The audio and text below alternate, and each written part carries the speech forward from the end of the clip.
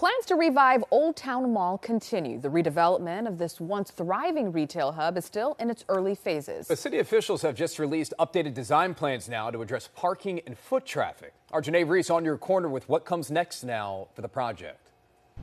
If you talk to anyone from Baltimore, they'll tell you about shopping at Old Town Mall back in the day. Most people know of the record store that used to be there. People used to go get their 33s and 45s. So it was the place to go to, especially when the high rises existed in Baltimore. Some stores are still open and most of the mall is deserted, but change is on its way.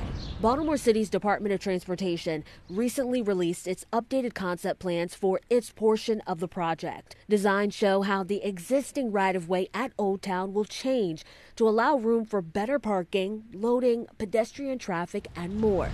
The city's focus is to improve the mall's publicly owned streets, while outside developers will focus on renovations and improvements to private properties nearby. The kickoff of the redevelopment now is what we call Phase 1A, which is the Inser Street side of the redevelopment of Old Town Mall, and it's the 4 buildings at the lower portion. In December, WJZ spoke with Dana Henson, the vice president of Henson Development Company, one of the developers on the project. The first phase is all of the 400 block, which everyone else will know as those buildings between East Street, Orleans Street, and Gay Street. Henson says although their work is not directly related to DOT's plans, they have a vision of their own. Once we're done with the first phase, Phase 1A, you'll have 4 retail businesses and 11 residential units. Henson says the project is still in its early stages, but Phase 1A's estimated completion date is in October. I think the idea is to rebuild the historic community and honor the generations that came before us and setting the stage for